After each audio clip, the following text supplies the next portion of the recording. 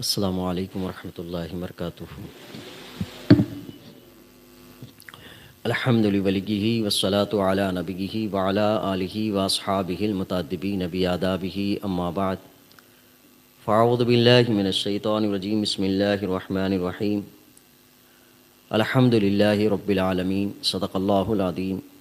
اللہم نوّر قلوبنا بالقرآن وزین اخلاقنا بالقرآن وادخلنا الجنۃ بالقرآن ونجنا من النار بالقرآن۔ قال اللہ تبارک وتعالی فی شان حبیبی وعظمت رسولی ان اللہ وملائکتہ یصلون علی النبی یا ایھا الذین آمنوا صلوا علیہ وسلموا تسلیما۔ اللہم صل وسلم بارک علی محمد معدن الجود والکرم وآلہ وبارک وسلم۔ صلاۃ و سلام علیک یا رسول اللہ صلی اللہ تعالی علیہ وسلم۔ معزز سامعین، خطبے میں نے سورہ فاتحہ کی پہلی آیت مبارکہ پڑھنے کا شرف حاصل کیا۔ انسانی زندگی میں انسان کی بہت ساری صفتیں اللہ نے اس کی پیدائش کے ساتھ رکھی ہیں، اور بہت ساری صفتیں انسان پیدا ہونے کے بعد اپنے آپ میں جمع کر لیتا ہے، چاہے وہ اچھی صفات ہوں یا بری صفات ہوں۔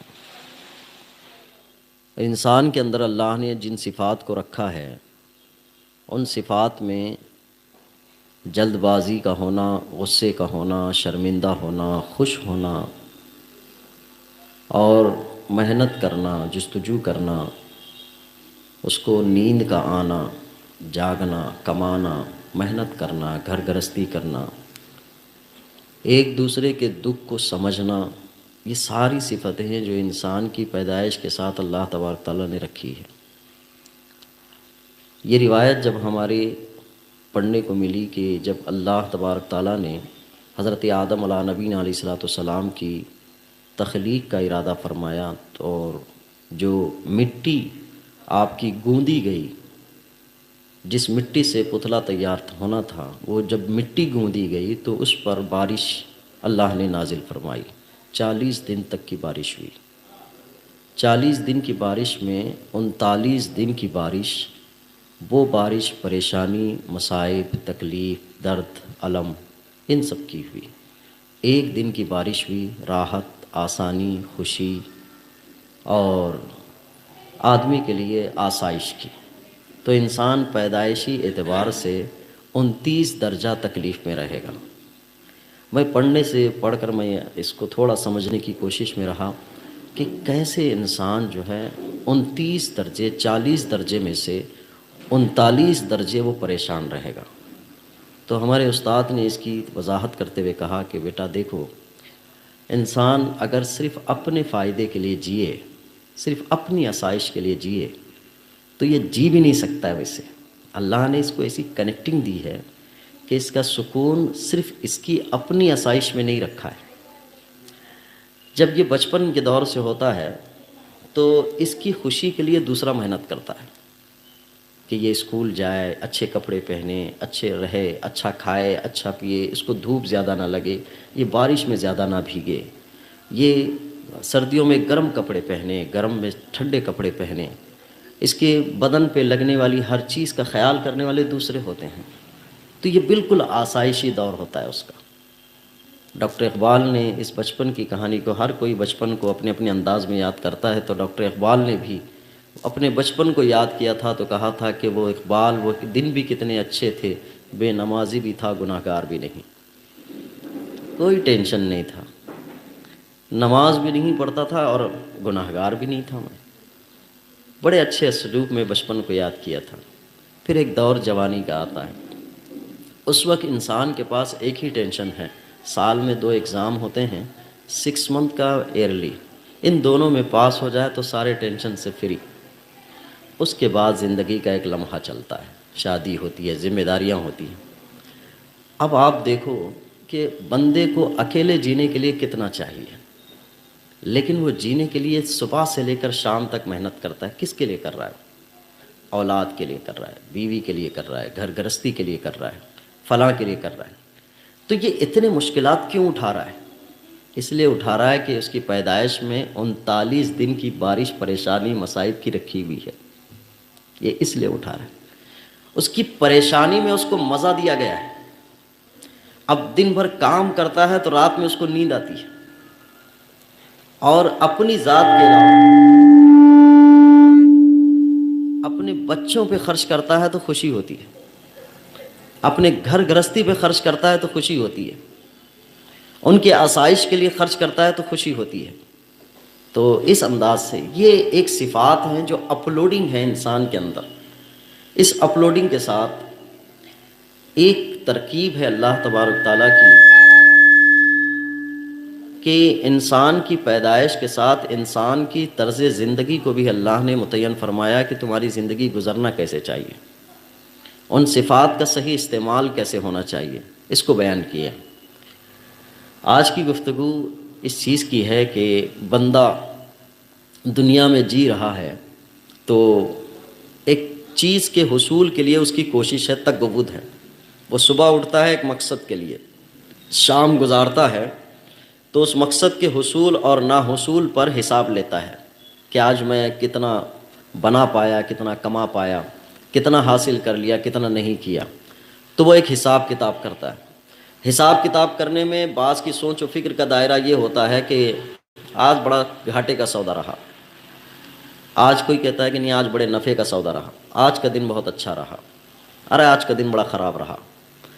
اس خراب اور اچھے ہونے کی کہانی اس کی زبان پر رائج ہے، لیکن جس دور میں ہم چل رہے ہیں اس میں آج زیادہ تر کہانی یہ ہے کہ وہ اپنی زندگی کے حساب کتاب پر ایک لفظ استعمال کر رہا ہے کہ وہ کہ ٹھیک نہیں ہے یار، مسائل ہیں بہت زیادہ، پریشانیاں ہیں بڑی زیادہ، تکلیفیں ہیں، یہ کم ہے، وہ کم ہے، فلاں کم ہے، یہ نہیں ہو پا رہا ہے، وہ نہیں ہو پا رہا ہے۔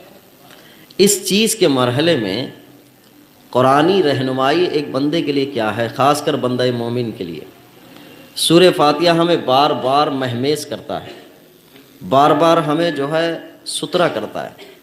سورہ فاتحہ کی ابتدائی آیت کہتی ہے الحمدللہ رب العالمین، تمام تعریف اللہ کے لیے جو سارے عالمین کا پالنہار ہے۔ اچھا، تعریف ہماری زبان سے کب نکلتی ہے؟ جب کوئی نعمت پائے بندہ، کوئی اچھائی پائے۔ اگر کسی صحت مند آدمی سے پوچھا جائے کیا طبیعت ہے آپ کی، کہا الحمدللہ، طبیعت ٹھیک ہے۔ اگر کسی پریشان حال سے پوچھا جائے تو کہ یار نہیں یار پریشان ہوں بہت زیادہ۔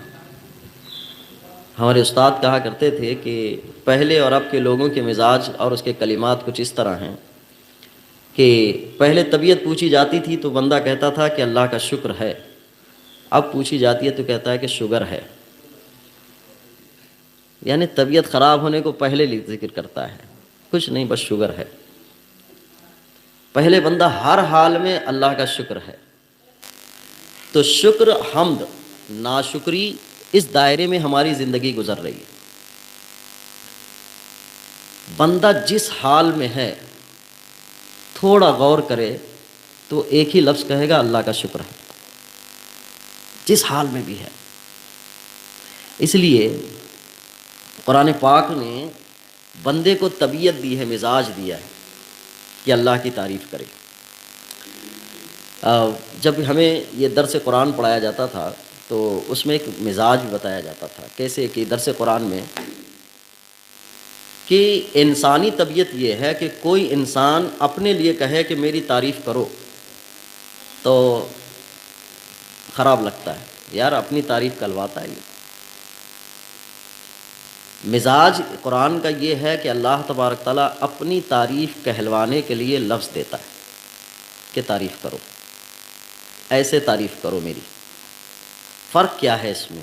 فرق یہ ہے، اتنے ہی مجمع میں میں اچانک کسی کو کھڑا کروں، آپ آئیں یہاں کھڑے ہو کے مجھ سے کہیں کہ چلیے میری تعریف میں 2-4 جملے کہیں، تو بندہ کہے گا ارے نہیں یار اچانک میں کیسے ہوگا، ارے آپ ایک زمانے سے مجھے جانتے ہیں، ایک زمانہ گزر چکا، 2-4 کلمات بولیے میرے بارے میں، کچھ تعریفی کلمات نہیں، تھوڑا تو ٹائم دیجئے، کچھ سوچنے دیجئے، کچھ لکھنے دیجئے، کہیں ادھر ادھر نہ ہو جائے۔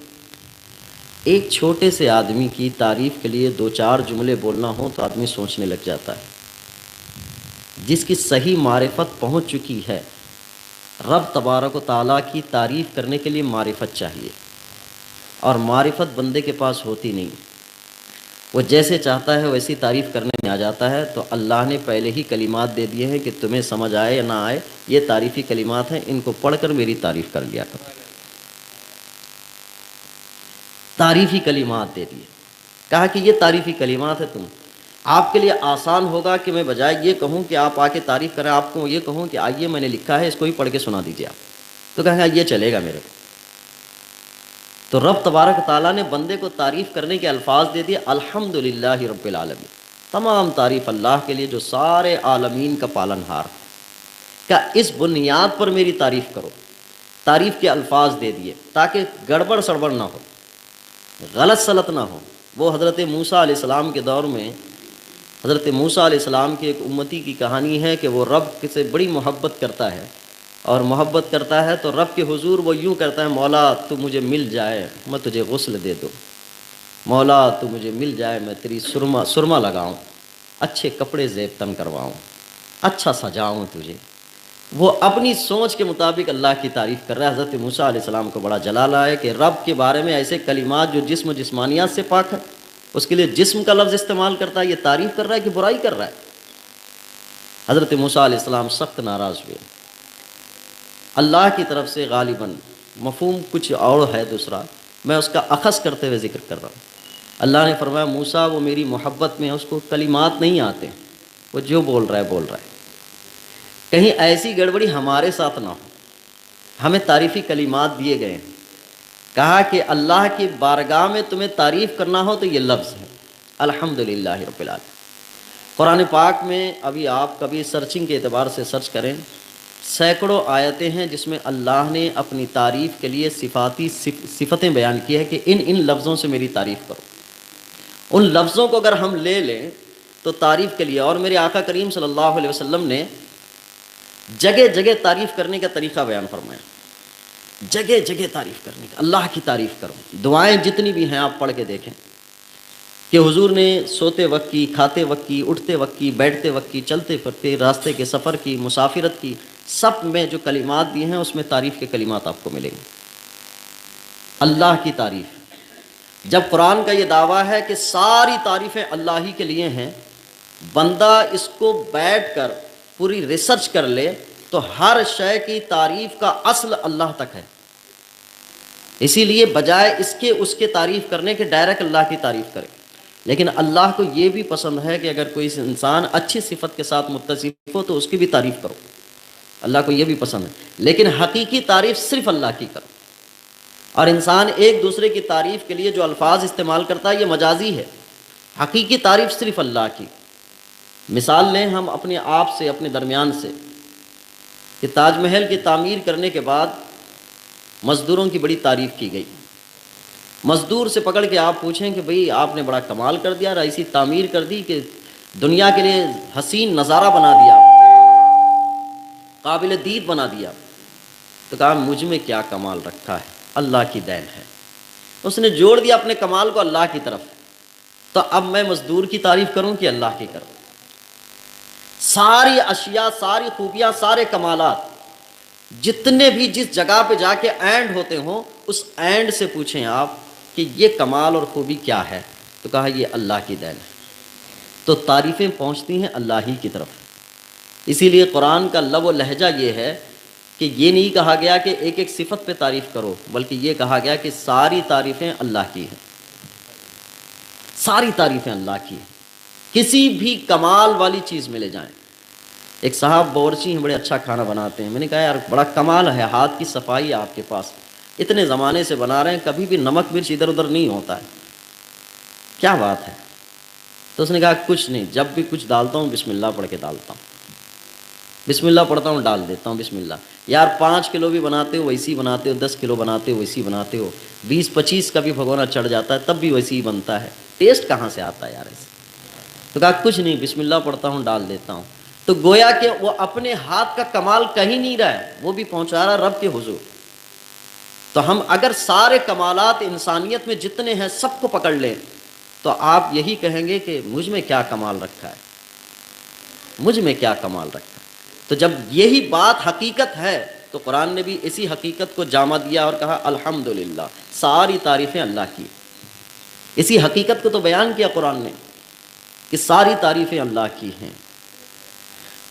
جس حال میں اللہ نے ہمیں رکھا ہے، بندہ اس سے اونچے مقام کے لیے کوشش کرے، ہر ترقی والے مقام تک جائے، لیکن جس مقام پہ رکھا ہے اس پہ یہ حرف شکایت نہ لائے کہ یہ کم ہے، اس لیے کہ جو حالت بھی ہے وہ سب ٹھیک ہے.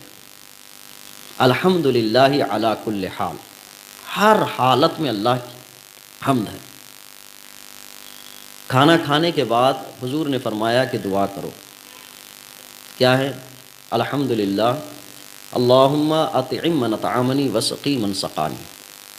جس کے ہم مہمان کے یہاں کھانا کھائیں، جب کھانا کھا چکو تو اللہ کی تعریف کرو.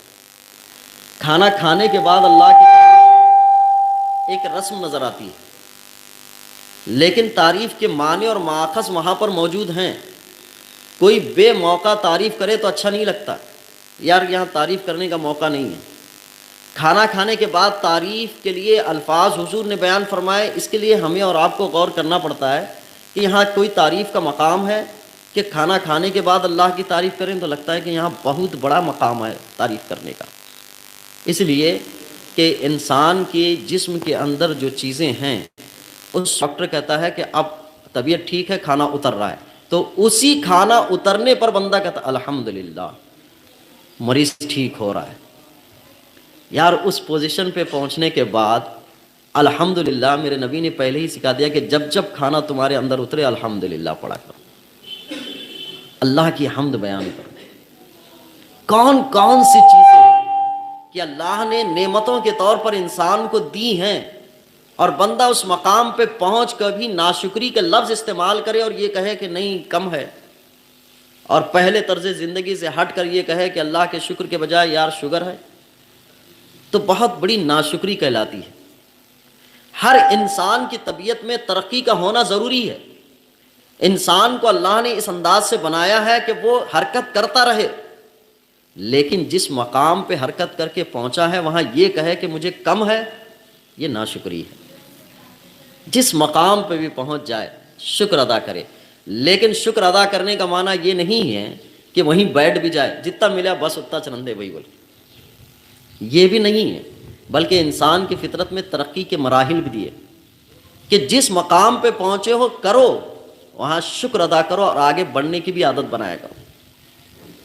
یہ نہیں کہ ایک نوالا اندر چلا گیا اللہ کا شکر، کہ ایک نوالا تو گیا اندر اب وہیں بیٹھ جائے. نہیں، سارے نوالے لے جانے کی بھی ترغیب تمہیں دی گئی کہ آگے بھی نوالے کھاتے ہی رہو، لیکن اس احساس کے ساتھ کہ یہ ساری کہانیاں اللہ کے لیے، اللہ کی تعریف سے جڑی ہوئی ہیں. اللہ کے رسول صلی اللہ علیہ وسلم نے دعا تجویز فرمائی جب بندہ بیت الخلاء سے باہر آتا ہے. دعا تجویز فرمائی الحمدللہ الذی اذھب عنی العذا وعافانی. تمام تعریف اس اللہ کے لیے جس نے مجھ سے تکلیف دہ چیز کو دور کیا اور مجھے عافیت دی. ہارون رشید کے دور کا ایک واقعہ ہے کہ ہارون رشید کو ساتھ ایک بزرگ گزرے، تو ہارون رشید کو پتہ چلا کہ فلاں بزرگ ہیں، تو ملنے کی خواہش ظاہر کی، ملنے گئے. اس کے بعد کہا کہ کچھ نصیحت کیجیے. تو انہوں نے کہا کہ نصیحت کرنا کمال نہیں، نصیحت قبول کرنا کمال ہے. کہا نہیں، نصیحت تو فرمائیں. تو انہوں نے کہا کہ اچھا یہ بتاؤ کہ تمہیں پیاس کی شدت لگی ہو اور پانی کی بڑے سخت میں ضرورت محسوس ہوتی ہو اور پانی تمہیں نہ ملتا ہو، اس پانی کے حصول کے لیے تم کیا کر سکتے ہو؟ کہا اپنی سلطنت کا آدھا حصہ خرچ کر سکتا. تو پانی منگایا گیا، پانی پلایا گیا. پلانے کے بعد ان بزرگ نے کہا کہ جو پانی تمہارے جسم میں گیا اگر تمہارے جسم سے نہ نکلے تو اس کو نکالنے کے لیے کیا کرو گے؟ کہا پوری سلطنت خرچ کر دوں گا، پوری سلطنت خرچ کر دوں گا. گیسٹرول ڈاکٹر کے پاس جائیں کبھی، ہوا تھوڑی سی زیادہ ہو جاتی ہے، بندہ بے چین ہے، پوری دنیا لٹ گئی اس کی تھوڑی سی ہوا کے اضافے کی وجہ سے. یار اللہ کا بہت شکر ہے، ہوا آ بھی رہی ہے، جا بھی رہی ہے، ہمارے پاس ساری چیزیں ہو رہی ہیں. کیا ہمیں اللہ کی تعریف بجا لانے کا وقت نہیں ہے؟ یہ میں نے ہر شے میں دیکھا ہے اللہ نے جو تعریف کرنے کا سلیقہ بندے کو دیا ہے. قرآن پاک میں سینکڑوں آیاتیں رکھی ہوئی ہیں، جگہ جگہ پہ اللہ نے اپنی صفات کا ذکر کیا. میں نے صرف ایک صفت کے ذریعے سے اللہ کی تعریف بیان کی، الحمدللہ رب العالمین، سارے عالمین کا پالن ہار ہے، اس صفت کی بنیاد پر تعریف کرو. اور قرآن نے کئی مقامات پر کہا ہے اس بنیاد پر بھی تعریف کرو کہ اللہ نے تمہیں زندگی دی ہے، اس بنیاد پر بھی تعریف کرو کہ اللہ نے زمین و آسمان تمہارے لیے بنائے، اس بنیاد پر بھی تعریف کرو کہ اللہ تبارک تعالیٰ نے تمہیں یہ نعمتیں دی ہیں، اس بنیاد پر تعریف کرو کہ اللہ تبارک تعالیٰ نے یہ انعامات تمہیں دیے ہیں.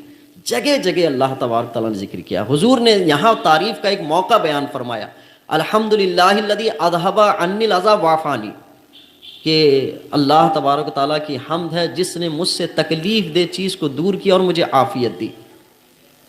کیا ڈاکٹروں کے پاس ہماری یہ کہانی نہیں ہے کہ جن کو جو ہے قضائے حاجت نہ آتی ہو وہ بھی ڈاکٹر کے پاس جا رہا ہے، جس کو یورین وقت پہ نہیں آ رہی ہے وہ ڈاکٹر کے پاس جا رہا ہے، جس کو یورین زیادہ آ رہی ہے وہ بھی ڈاکٹر کے پاس جا رہا ہے.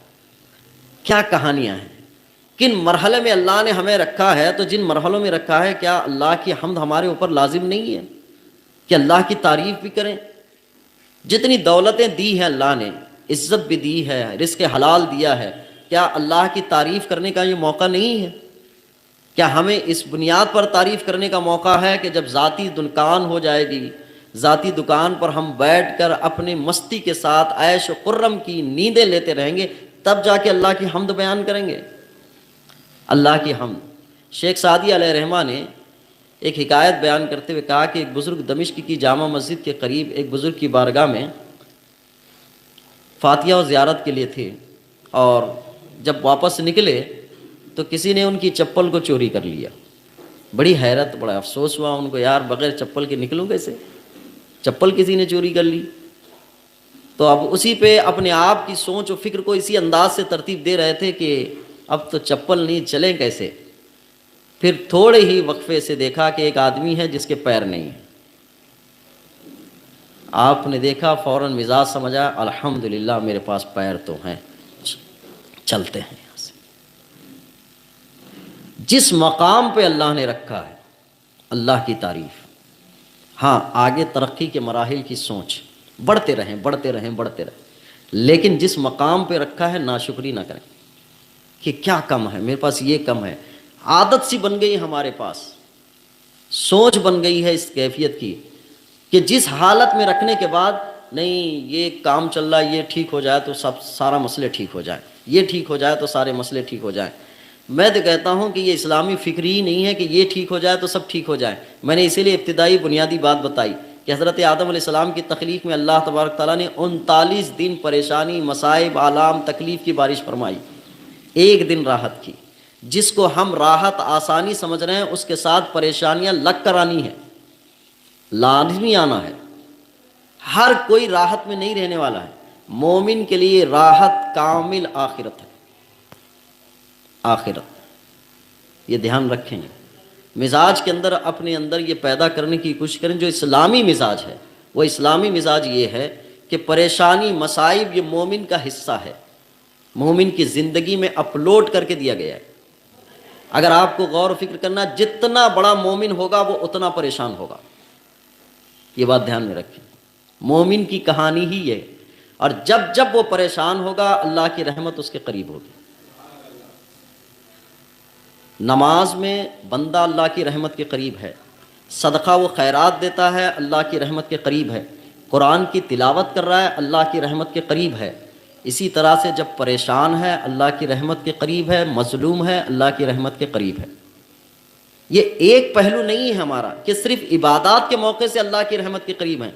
ہم نے وہ روایت بھی سنی ہے کہ نبی کریم صلی اللہ علیہ وسلم ارشاد فرماتے ہیں کہ کل میدان محشر اللہ تبارک و تعالیٰ کچھ بندوں سے خطاب فرمائے گا کہ میں بیمار تھا تو تم نے تیمارداری میری کیوں نہیں کی، میں بھوکا تھا تم نے مجھے کھانا کیوں نہیں دیا. تو بندہ کہے گا مولا تو بھوک سے پاک، تو بیماری سے پاک، تو تیمارداری کیا ہے؟ تو رب فرماتا ہے کہ فلاں بندہ بیمار تھا، تجھے پتہ تھا، تو اس کی تیمارداری کو جاتا تو میری رحمت کو وہاں پاتا. فلاں شخص بھوکا تھا اس کو کھلاتا تو میری رحمت کو تو وہاں پاتا۔ تو کبھی ہم عبادات کے معاملے میں رحمت تلاش کرتے ہیں، لیکن عبادات کے ساتھ ساتھ قرآن اسلامی تعلیمات میں یہ ہے پریشان حال کے ساتھ اللہ کی رحمت ہے، مصیبت زدہ کے ساتھ اللہ کی رحمت ہے، مظلوم کے ساتھ اللہ کی رحمت ہے، پریشان حال کے ساتھ اللہ کی رحمت ہے۔ لیکن ایک زاویے پہ ہم اللہ کی رحمت چاہتے ہیں، دولت آ جائے تو یہ اللہ کی رحمت ہے، بیٹے بھی مل جائیں بیٹیاں بھی مل جائیں اللہ کی رحمت ہے، ذاتی مکان مل جائے تو اللہ کی رحمت ہے، ذاتی کاروبار مل جائے تو اللہ کی رحمت ہے، باقی دوسرے حصے بھی تو رحمت کے ہیں، وہ بھی مل جائے تو کہیں کہ اللہ کا شکر ہے کہ اللہ کی رحمت میرے ساتھ ہے۔ کیا حضور نے میرے نہیں بیان فرمایا کہ جس کو ایک بیٹی ہے اللہ کی رحمت ہے اس کے پاس، 2 بیٹیاں بھی ہیں تو اللہ کی رحمت ہے، 3 بیٹیاں بھی ہیں تو اللہ کی رحمت ہے؟ کیا نہیں بیان فرمایا؟ بیمار سے تو دعا کروانے کا حکم دیا، بیمار کے لیے بھی دعا کریں، آپ بیمار سے دعا کروائیں کیونکہ بیمار کے ساتھ اللہ کی رحمت ہوتی ہے۔ مسافر سے دعا کروانے کا حکم دیا گیا کہ مسافر سے دعا کرواؤ کیونکہ اس کے ساتھ بھی اللہ کی رحمت، پریشان رہتا ہے مسافر، اس سے رحمت کی دعا کرنا ہے۔ تو جب کسی پریشان حال یہ ذکر کرے کہ میں بڑا پریشان ہوں میرے لیے دعا کریں، ان سے یہ بھی کہا کریں کہ اللہ آپ کی بھی سنتا ہے، آپ بھی دعا کر لیا کریں کیونکہ آپ کی بھی سنتا ہے۔ تو یہ کہانی اسلامی تعلیمات کی ایک جامعیت کے ساتھ ہے، ایک اعتدال کے ساتھ ہے کہ ان زاویوں سے بھی ہے۔ تو جن مرحلوں پہ بندہ ناشکری کر رہا ہے کسی کمی کی بنیاد پر، اس کو دیکھیں کہ جو موجود چیز ہے وہ کامل بھی تو ہے اس کے پاس، اس کے پاس جو ہے وہ نعمت کے طور پر ہے بھی۔ اسی لیے قرآن پاک نے سورہ رحمان میں کتنی دفعہ ذکر کیا، اس کو بار بار کیوں ذکر کیا؟ اس لیے کہ بندہ جتنا بڑا غافل ہوگا اس کی تاکید کے لیے اتنی مرتبہ آئے گا فَبِأَيِّ آلَاءِ رَبِّكُمَا تُكَذِّبَانِ، تم اپنی رب کی کون کون سی نعمت کو جھٹلاؤ گے؟ یا دعوت میں کھانا کھائیں، گھر میں کھانا کھائیں، کہیں پر بھی کھانا کھائیں تو دل مائل نہیں ہے ابھی بھی کہ اللہ کی حمد بیان کریں، لیکن جب ڈاکٹر کے پاس اس مرض کی حالت میں جائیں کہ کھانا اترتا نہ ہو، پھر ڈاکٹر کہہ دے کہ اب کھانا اترنے لگ گیا ہے تو کہے اللہ کا شکر ہے، اللہ کی حمد ہے۔ صرف وہ موقع پہ نہیں، روزانہ کی حالت یہ ہے۔ تو حضور نے دعاؤں جو دی ہیں یہ دعائیں بے موقع نہیں ہے، بے محل نہیں ہے۔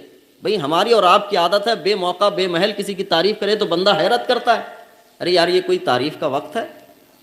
آپ بتائیں کہ بندہ باتھ روم سے نکل رہا ہے پھر تعریف کر رہا ہے اللہ کی، کہا یہ کوئی تعریف کا مقام ہے؟ کہا تعریف کا مقام تو ہے ہی ہے، اللہ کے حمد بیان کرنے کا موقع تو ہے ہی ہے۔ کون سا مرحلہ ہے جس میں اللہ کی تعریف کرنے کا موقع نہ ہوگا؟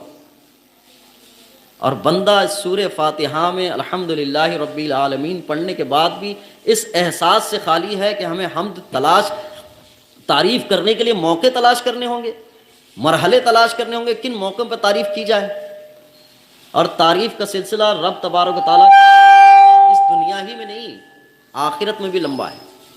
آخرت میں سب سے بڑی تعریف کی جائے گی، سب سے بڑی تعریف، اس لیے کہ دنیا میں جتنے لوگوں کی تعریف کی جاتی ہے آخرت میں جو دنیا دار ہوں گے اور دنیا دار کی حیثیت سے جن کی تعریف کی گئی ہوگی آخرت میں ان کے لیے تعریف کا ایک حصہ نہیں ہوگا۔ اور وہ انبیاء کرام جو قوم کے بڑے بڑے رہنما ہوئے ان کی تعریف سب سے زیادہ کی جائے گی، لیکن ان سارے تعریف کیے جانے والوں کو ایک جگہ پہ جمع کیا جائے گا لواء الحمد کے تحت۔ لواء الحمد میں سارے انبیاء کرام اللہ کی تعریف بیان کریں گے، سارے انبیاء کرام اللہ کی تعریف۔ میرے حضور فرماتے ہیں کہ لواء الحمد مجھے دیا جائے گا، سب سے بڑی تعریف میں کروں گا، سب سے بڑی تعریف میں کروں گا۔ اور اس تعریف کیے جانے پر، تعریف کرنے پر کہ اللہ تبارک تعالیٰ کی تعریف، اس وقت بندے کہاں کہاں تعریف کریں گے؟ قرآن پاک کی آیتیں ذکر کی گئی ہیں، وقت زیادہ۔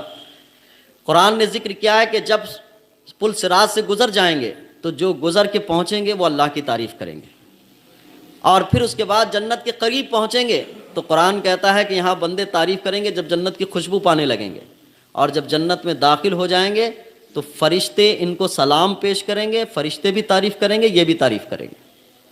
تعریف کا سلسلہ تو چلتا ہی رہے گا، اللہ ہی کی تعریف کی جاتی رہے گی، اللہ ہی کی تعریف کی جاتی رہے گی، تو قیامت میں بھی تعریف کی جاتی رہے گی۔ اور اللہ کو بندے الگ الگ صفت سے تعریف کرتے رہیں گے، جو صفت دیکھیں گے وہ صفت سے تعریف کریں گے، جو اللہ کی صفات ہوں گی۔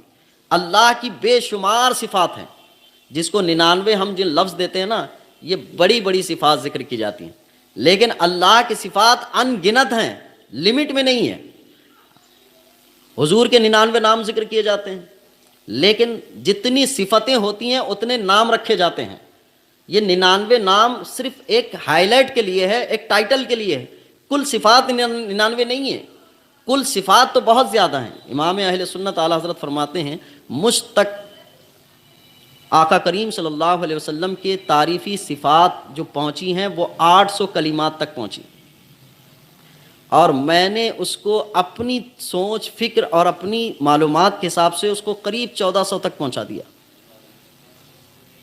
یہ حضور کی تعریف کے لیے جو کلمات ہیں لمیٹڈ ہیں، اللہ کی تعریف کے لیے تو کوئی صفت میں کوئی لمٹ ہی نہیں ہے، ان لمٹ ہے، بے انتہا۔ اس کی تعریف کے لیے ہر کوئی تعریف کرے گا۔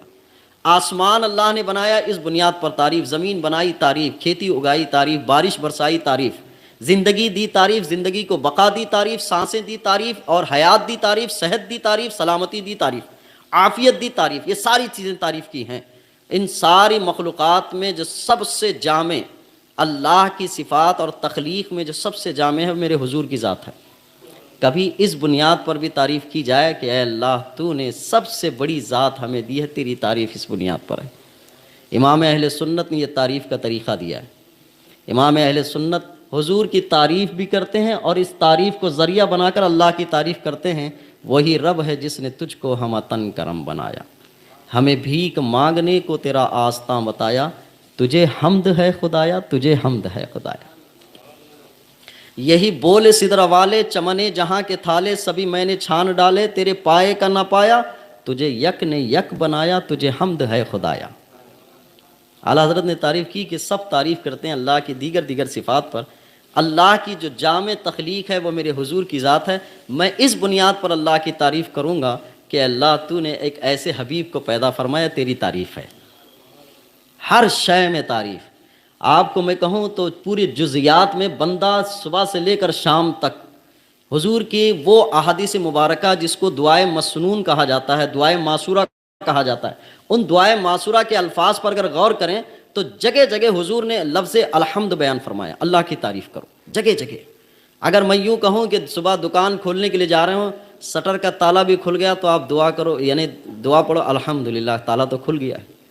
پھر اس کے بعد شٹر اٹھ جائے تو دعا کرو کہ ہاں الحمدللہ طاقت باقی ہے، کل رات جو چھوڑ گئے تھے دن تک باقی رکھی ہوئی اللہ نے۔ پھر اس کے بعد جب کھل جائے، پھر کاروبار بننے لگے تو کہا کہ ہاں اب یوں کہ کبھی کم کبھی زیادہ ہو تو کہو کہ دوسرے کے مقابل میں، لیکن اپنی حالت کے مقابل میں مت کہو کہ یار آج حالات ٹھیک نہیں ہیں، حالات کا رونا مت رہو۔ کہا 2 دن پہلے جو گراہک تھا اس کے مقابل میں کم ہے، یوں کہا کرو، اپنی حالات کا رونا مت رہا کرو، یوں کہا کرو کہ ہاں 2 دن سے پہلے سے کم ہے، لیکن یہ کہا نہیں یار آج حالات ٹھیک نہیں ہیں ہمارے۔ کیا حالات ٹھیک نہیں ہیں؟ کیا آپ کی عزت کو کھینچ لیا گیا ہے؟ کیا آپ سے رزق حلال کی دولت کو کھینچ لیا گیا ہے؟ کیا ہم سے اللہ تبارک تعالیٰ نے کمانے کی طاقت اور قوت بھی کھینچ لی ہے؟ کیا کم حالات خراب رہ گئے ہمارے؟ یار کمی زیادتی تو رکھی ہوئی ہے۔ اچھا آپ پریشان نہ ہوگے تو کبھی اللہ کی رحمت کے قریب نہیں ہوگے۔ جب اللہ نے تمہیں گراہک زیادہ دیا تھا تو بھی اللہ کی رحمت تھی، رزق حلال کا موقع دیا۔ گراہک کم بھی دیا ہے تو کم سے کم تمہیں سجدہ کرنے کے موقع کے اشارے بھی تو دے دیے کہ کبھی اللہ کی طرف بھی پلٹا کرو، تو یہ بھی تو اللہ کی رحمت ہے نا۔ دونوں پہ خوش رہنے کی عادت بنایا کریں۔ بہت تعریفیں اللہ کی، ہر شے میں تعریف۔ اب میں اس بات پر تعریف کروں گا کہ اللہ کی تعریف کرنے کا موقع اللہ نے مجھے یہاں دیا ہے، اور آپ لوگ تعریف کریں اس بنیاد پر کہ اللہ نے آپ کو اپنی تعریف سنانے کا موقع آپ لوگوں کو ملا ہوا ہے۔ اللہ ہم سب کو ہر وقت اللہ کی تعریف کے لیے موقع مراحل عطا فرمائے۔ السلام علیکم۔